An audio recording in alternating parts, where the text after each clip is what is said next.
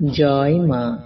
কৃপাং কুরু মহাদেবী সুতেষু প্রণতেষু চ চরণাশ্রয় দানেন কৃপাময়ী নমস্তুতে।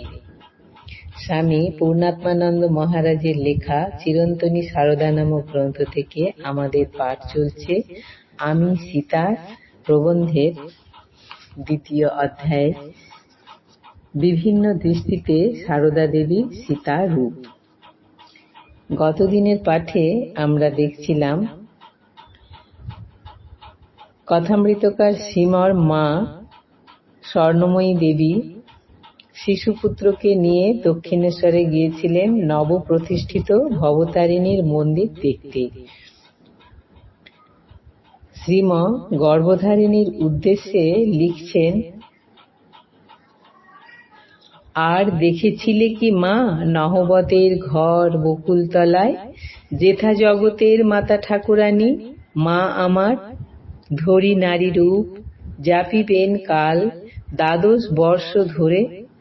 রাম কৃষ্ণ দেব নারায়ণ শ্রীপতির চরণ দুটি সেবিবার তরে, যেন পতিগত প্রাণা সীতা দেবী এসেছেন চিত্রকূটে, কিংবা পঞ্চবটী বনে রাজ সুখ ত্যাজি সেবিতে কমল লোচন শ্রী রামপদ। আজকের পাঠ পুথিকার অক্ষয় কুমার সেনও লিখেছেন তার অনুভবের কথা। মা তোমার নরলীলা লীলাশ্রেষ্ঠ বনি, অযোধ্যায় সীতারূপে জনক নন্দিনী, রামময় প্রাণ ভাব প্রাণের আরাম, রামময় প্রাণ ভাব প্রাণের আরাম, মন প্রাণ ধ্যান জ্ঞান দুর্বাদল শ্যাম, আগোটা জনম দুঃখ সহিলে পরাণে, জনম দুঃখিনী সীতা পুরাণে বাখানে। সারদা দেবী ও শ্রীরামকৃষ্ণের স্ত্রী ভক্তদের মধ্যে অন্যতম প্রধান গৌরীমা শ্রীরামকৃষ্ণকে স্বয়ং রামচন্দ্র ও কৃষ্ণ এবং শ্রীমাকে সাক্ষাৎ সীতা ও রাধা হিসাবে জানতেন।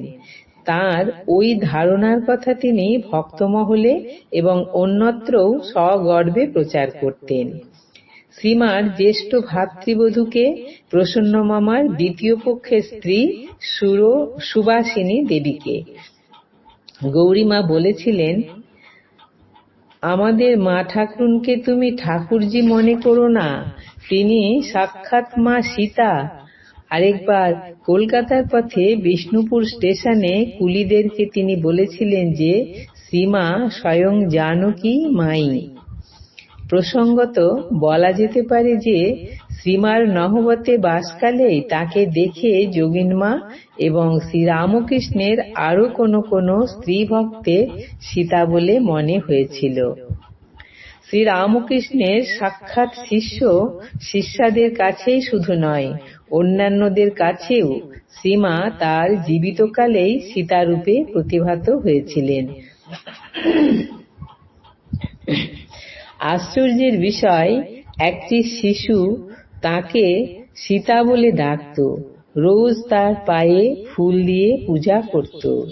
ছেলেটি শ্রীমার ভ্রাতুষ্পুত্রী সুশীলার মাকুর, নাম ন্যাড়া।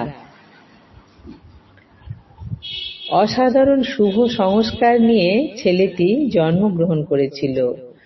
2.5-3 বছর বয়সে সে মারা যায়। তার মৃত্যুতে শ্রীমা খুব আঘাত পেয়েছিলেন। ন্যাড়ার মৃত্যুর 2-3 দিন পরে তাঁর স্মৃতিচারণ করতে গিয়ে অশ্রুরুদ্ধ কণ্ঠে শ্রীমা বলেছিলেন, ন্যাড়া যে আমাকে সীতা বলেছিল, ন্যাড়া যে আমাকে সীতা বলেছে।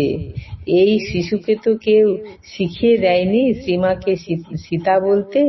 ন্যাড়া কি তবে জন্মান্তরে রাম সীতার অনুরাগী কোনো ভক্ত সাধক ছিল? জাতিস্বরত্ব সহায়ে সে কি তার পূর্বজন্মের আরাধ্য দেবীকে দর্শন মাত্রই চিনতে পেরেছিল? ন্যাড়ার মৃত্যুর দিন শ্রীমা যা বলেছিলেন তাতে সেই আভাসই ছিল। তিনি বলেছিলেন, হয়তো জন্মান্তরের কোনো ভক্ত এসে জন্মেছিল। শ্রীমার সীতারূপ সম্পর্কে আরও একটি চমকপ্রদ ও অপরূপ ঘটনার কথা জানা যায়। ঘটনাটি হল, একবার 1910 খ্রিস্টাব্দে শ্রীমা গৌরীমা প্রমুখ জয়রামবাটি থেকে কলকাতা আসার পথে বিষ্ণুপুর স্টেশনে অপেক্ষা করছিলেন।